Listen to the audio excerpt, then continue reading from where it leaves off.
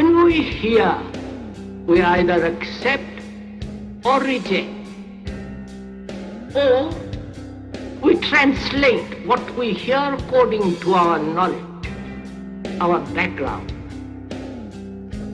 or we compare what is being said to what is already known,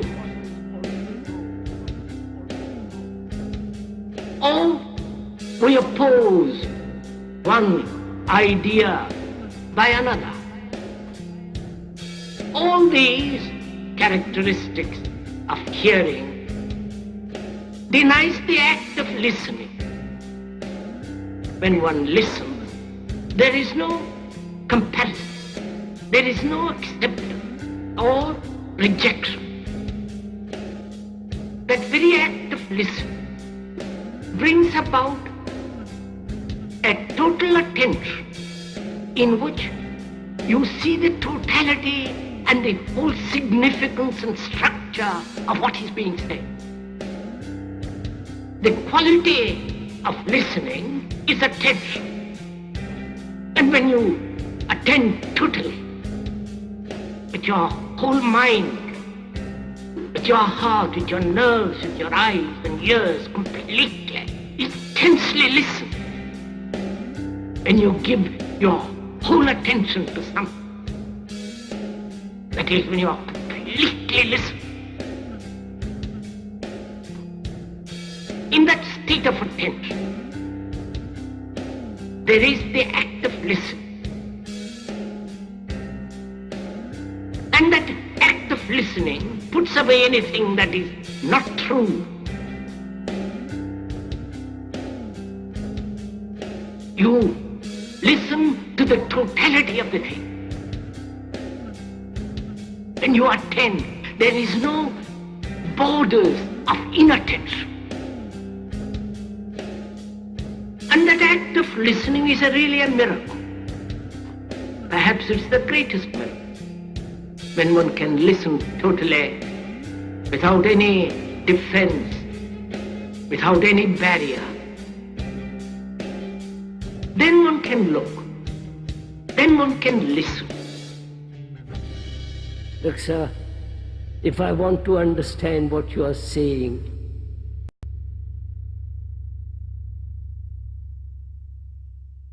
I listen to you. I listen to you with affection, with care, with attention. Because I know what you're saying. I've heard this before. Something new which is impossible, you're not listening.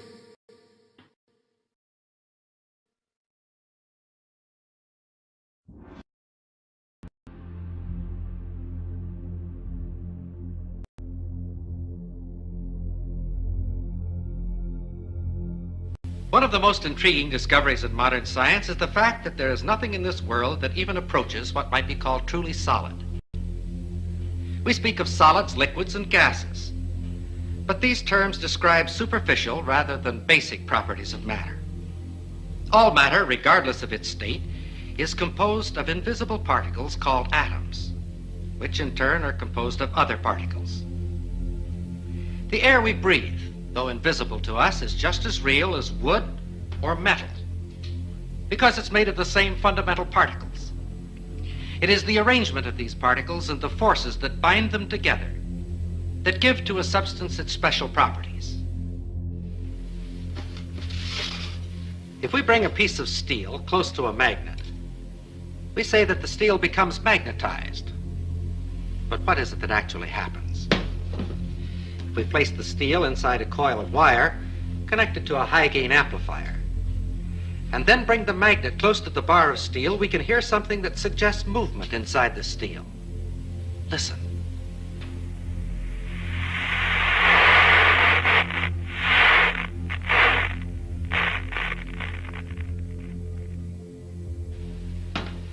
We think of a piece of steel as being solid, and according to our definition, it is a solid.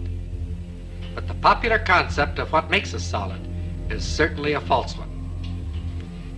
This piece of steel And any so-called solid substance on this earth is almost entirely empty space. If we could eliminate the empty space in this piece of steel, all that would remain would be a tiny bit of matter, so small as to be invisible even with a high-power microscope. This concept of almost unlimited empty space within matter is comparatively new, but it is the very cornerstone of our knowledge in this atomic age. Atoms are not solid. Instead, they are tiny solar systems composed of infinitely small particles revolving at tremendous speeds and bound together by enormous forces. And like our solar system, atoms are almost entirely empty space. For the moment, let's forget the forces within the atom. Thinking only of the particles and the empty space around them, science knows no reason why I couldn't take this so-called solid steel bottle and just throw it right on through that wall. Except this, we've tried it and it hasn't worked. If I were to attempt to run through that wall right now, all I'd get for my trouble would be a good-sized lump on the head. But that which would prevent my body passing through the wall would not be a collision of particles, but rather a collision of forces, the same forces that make an atom bomb. And if it were not for these forces, my body could go freely back and forth through that wall, just as though it were not there. It is within the realm of scientific possibility that there could be two worlds coexistent, occupying the same part of space at the same moment of time, each world just as real as the other, with its mountains, valleys, rivers, trees, and people. And that one world could pass freely through the other world, neither world being conscious of the existence of the other world, if you grant just one thing: atomic forces within the material substance of these two worlds that are not mutually interactive. What do we mean by this? Let's see. Here are two pieces of steel. Their appearance is quite similar, but a magnet will reveal a basic internal difference between the two pieces. This one, of course, is picked up, but this one is unaffected. This piece of steel is non-magnetic, stainless steel. Of course, we all know that other metals, such as brass or aluminum, are not affected by the magnet. But a ring made of aluminum is something else. It can be suspended in air by the electromagnetic force of what is actually a transformer.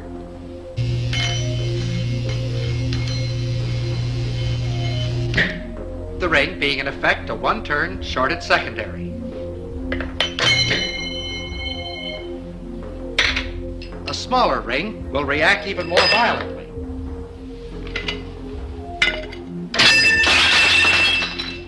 Here is another ring. This one made of a material we say is non-conductive. And it is completely unaffected. Here is another example. Several thousand watts of power were involved in that spark. If we replace the spark gap with a copper coil, the same power now flows through the coil. It's invisible, has no effect on many substances, but it can generate a lot of heat. Wood, paper, things that we think of as being quite inflammable are not affected at all. However, a piece of steel wool bursts into flame instantly.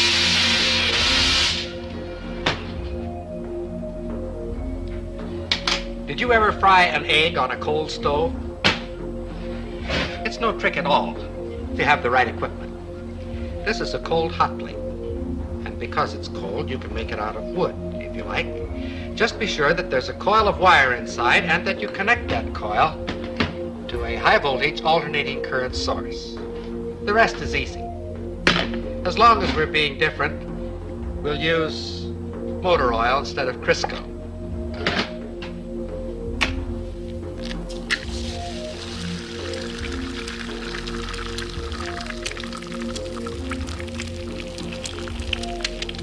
The egg fries very quickly, but the stove remains perfectly cold. In fact, if you wish to keep it handy, you can fry your egg on the morning newspaper. With a gadget like this, you can get up in the morning, sit on the stove, read the morning newspaper, and fry the eggs in your lap. Another example of the fact that physical forces can be quite selective in their effect. All of the examples which we have cited thus far have been in the physical realm, and of course have been limited by that fact. We can, however, cite examples that transcend the purely physical and clearly demonstrate the reality of these two worlds.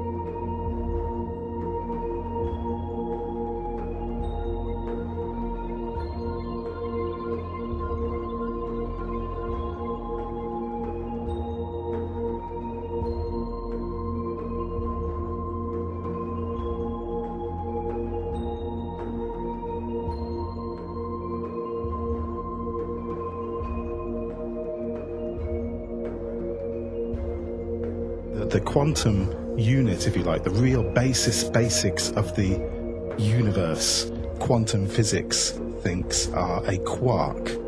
Okay? Right. A quark, a single unit, a single nothing. A quark is made up of two units which vibrate. Yes. Okay, think of our light and our sound that we were talking about earlier on. Okay? Got that. Because they vibrate, they are pure energy, pure frequency. Right. But they give the impression of being matter by creating the vibration which creates a physical response. As you know, Mother Nature uses all kinds of mathematical languages. That when we go to understand physical phenomena, we generally find that there's some sort of mathematical underpinning to whatever the phenomena is. You know, like the Fibonacci sequence? That's like that series you find in nature? Like the face of a sunflower? Wherever the spirals. You see this math everywhere. Encoded data. How did we end up in a universe like that? Why should the world behave according to mathematical laws? And it turns out, in fact, all of our senses appear to rely on sort of Fourier transforms, that they all seem to use the same mathematics. So again, here's evidence that the brain uses the same mathematics to decipher the sensory world as are involved in the making of a hologram, which is, as I say, not proof, but compelling evidence that something is going on there.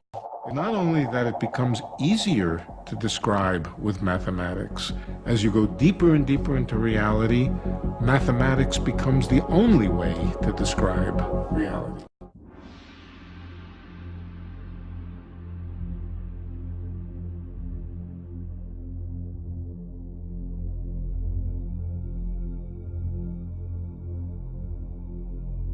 Okay, so 1, 1, 2, 3, 5, that's the beginning of the Fibonacci sequence. Next number in the sequence, what do you think? How about 8? The number after that, 13. The number after that, 21. So if you're getting those right along with me, then you've recognized the pattern that I wrote with the first few numbers in the Fibonacci sequence, which is this.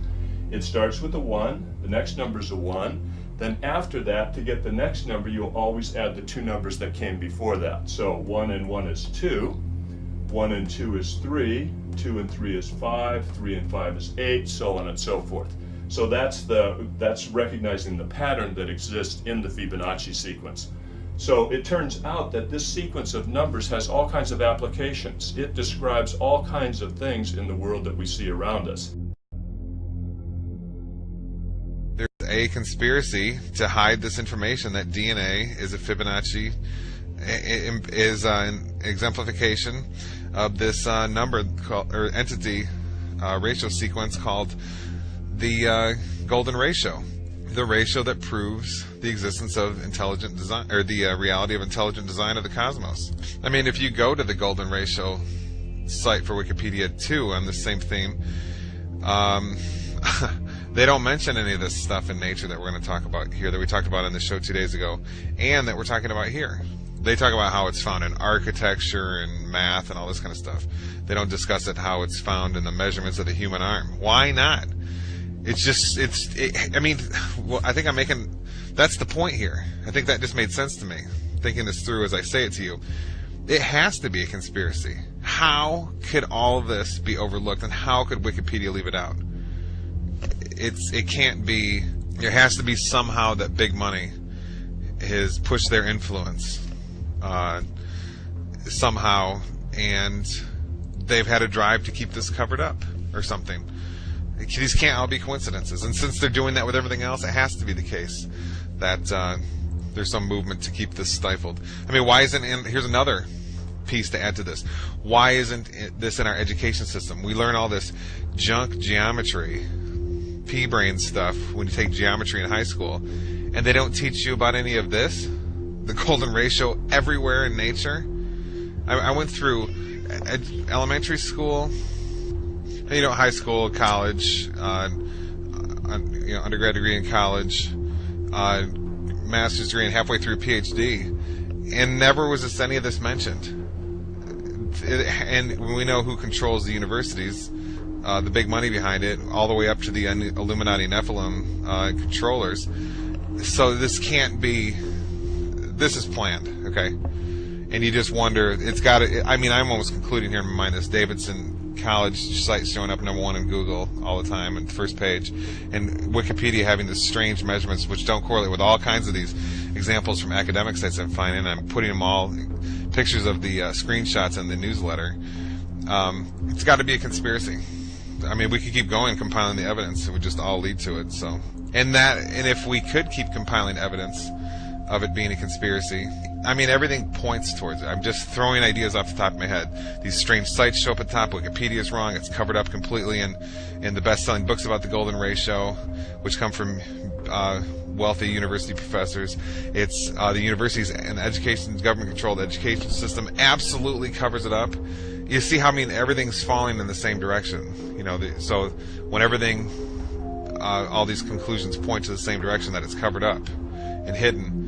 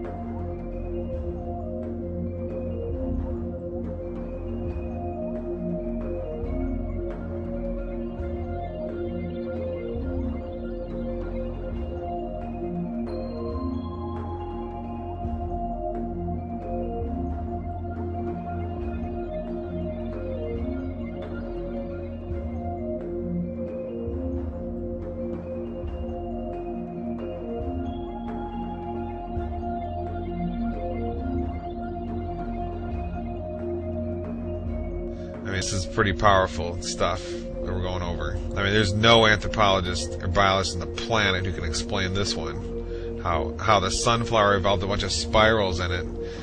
It's seed pod design, and how those spirals exactly lead to a golden ratio Fibonacci series numbers. Unbelievable. Okay, this is it. There's no question. I mean, we've all been lied to all through our undergraduate college degrees and our elementary schools and on our TVs just by them not discussing all this. I mean, you know how many examples I have here? There's so many, and they're all this powerful. Okay? And all this was hidden from us while we were in our schools learning about, what were we learning about? Plate tectonics theory. I mean, it's pretty sad case. And when it's so obviously everywhere in nature, it has to be a conspiracy in the satanic New World Order Illuminati system we live in. I guess they don't want you to know this stuff, because you might realize that this reality you live in is charged with Yahweh. The architect's fingerprint is absolutely everywhere, and it's in you. You are a piece of that fingerprint. And hey, you might realize that your consciousness is also, and that there's no joke in saying you're created in God's image, and you can therefore take part in the power and creation of the intelligent designer.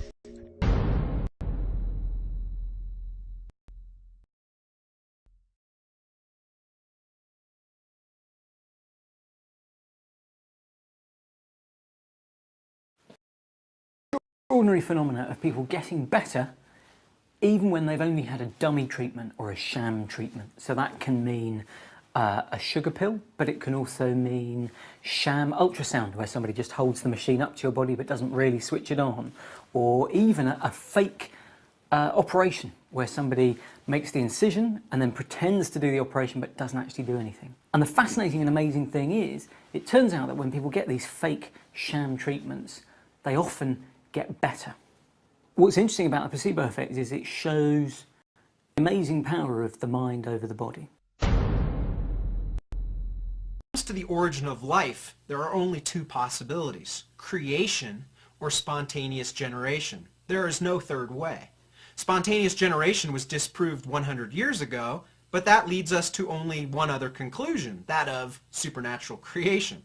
We cannot accept that on philosophical grounds, therefore we choose to believe the impossible, that life arose spontaneously by chance. End quote. See, what he's saying there is that science has to be conducted in a naturalistic vacuum. On philosophical grounds, we can't follow the evidence wherever it leads if it leads us outside the natural realm, to a metaphysical realm, to a supernatural realm. We have to stay within this naturalistic, materialistic box. This in 1954, and the idea here is that science will ultimately answer all of these questions. But the last thing that we want to do is jump into some kind of philosophical or theological explanation. It's interesting that 30 years later, in 1984, the late George Wald again gave us another quote. This was called Life and Mind in the Universe, and he actually was speaking at the Quantum Biology Symposium. And here's what he said 30 years after the quote I just read you. "It has occurred to me lately, I must confess, with some shock at first to my scientific sensibilities, that both questions, meaning the origin of consciousness in humans and of life from non-living matter, might be brought into some degree of congruence. This is with the assumption that mind, rather than emerging as a late outgrowth in the evolution of life, has existed always as the matrix, the source and condition of physical reality. The stuff of which physical reality is composed is mind stuff. It is mind that has composed a physical universe that breeds life and so eventually evolves creatures that know and create science, art, and technology-making animals. In them, the universe begins to know itself." This again was 1984 by the late George Wald, an agnostic and materialist naturalist. But do you see where he's going there? He brings in a notion of mind. He says, as I studied these 30 years, these 3 decades since his previous statement, How does matter become mind? It doesn't. Mind must bring forth matter. You see, matter has never brought forth consciousness or rationality or mind. Information. See, now we know with the simple cell, so-called, or DNA, that this is information code. Information theory would say that this type of code, this type of ordered sequence, this type of information can only be a product of mind, of intelligence. There is no other alternative. So what is George Wald saying here, even though it shocks his scientific sensibilities? It's that in all areas of study, mind must bring forth information, matter, etc. Matter never brings forth mind. Our DNA has information in it, and there is a whole field of scientific study called information science, which studies how information originates, how it's transmitted, and so on. And one of the laws of information science says that information never originates by itself in matter, never spontaneously comes about. Anytime we trace the copying of information back to its source, it always comes back to a mind. And since we have creative information in DNA, that tells me that DNA comes from intelligence. It's not something that could possibly come about through millions of years of mutations and natural selection. Nobody knows. Go to the university and go ask your physicists, go ask your chemists, go ask them and say this. Say, how do these crazy things called quantum particles, which act so strangely, compose the next stage up the chain? How do they compose an atom? And then ask, how does an atom compose a molecule? And how does a molecule compose a chemical? And they're going to say, we don't have any idea. Now they'll probably get out their Tinker Toys and draw you or sculpt you a picture of an atom and say, this is how the atom is structured, and it gives rise to the molecule, and some molecule in question. And you say, no, Professor, how does one compose the other? I didn't ask you to show me a representation that you think is true about the one, and then just about the atom, and then just say, oh, it composes the next stage up, the molecule. You say, Professor, I want you to show me how it works. Tell me what is involved. Guide me through the process. And that professor is going to say, we don't know how it works. We can't. So the point is here, I remember we studied this a lot when I was a graduate student in physics or philosophy. We talked about this a lot.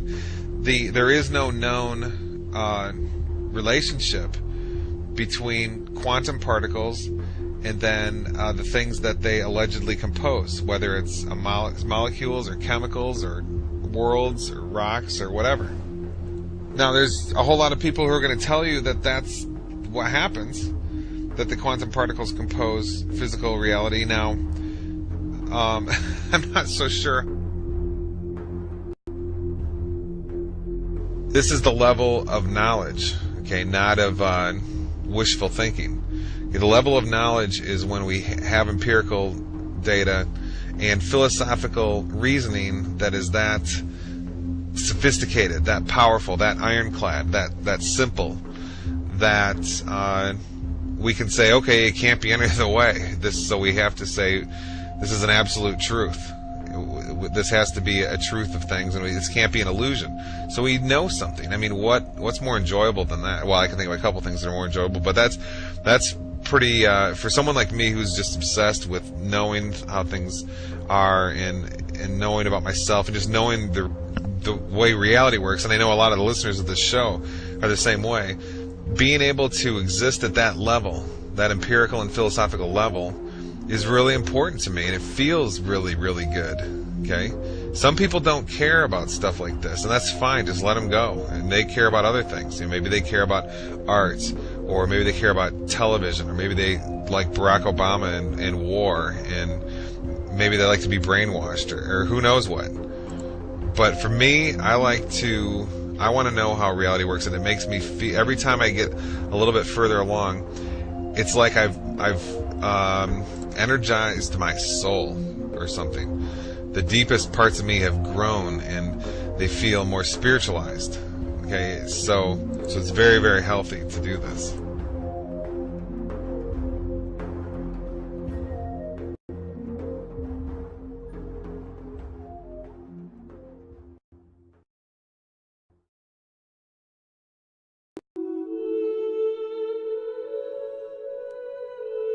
And did you believe in God? Oh, yes. Do you now believe in God? Now? Difficult to answer. I know. I don't need to believe. I know.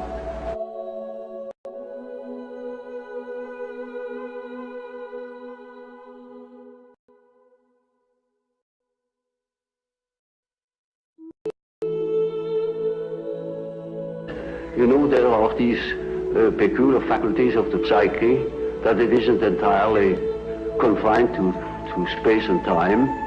Now these facts show that the psyche, in part at least, is not dependent upon these confinements. And then what? When the psyche is not under that obligation to live in time and space alone, and obviously it doesn't, and that means a practical continuation of life, of a sort of psychical existence beyond time and space. Only ignorance deny these facts. Do you yourself believe that death is probably the end, or do you believe that? Well, I can't say.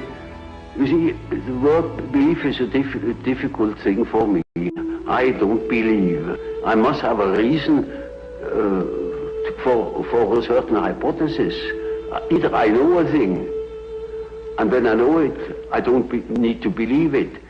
If I don't allow myself, for instance, to believe a thing just for the sake of believing it. I can't believe it. But when there are sufficient reasons for a certain hypothesis, I shall accept these reasons, naturally. Well, now, you've told us that we should regard death as being a goal, yes, and that to shrink away from it is to evade life and yes, life purposes. Yes. What advice would you give to people in their later life to enable them to do this, when most of them must in fact believe that death is the end of everything? When he is afraid, when he doesn't look forward, he looks back. He petrifies. He gets stiff and he dies before his time. When he is living on, looking forward to the great adventure that is ahead, then he lives. And that is about what the unconscious is intending to do. Of course, it's quite obvious that we are all going to die, and this is the sad finale of everything. But nevertheless, there is something in us that doesn't believe it, apparently. But this is merely a fact, a psychological fact. Doesn't mean to me that it proves something. It is simply so. And I think if you think along the lines of nature, then you think properly.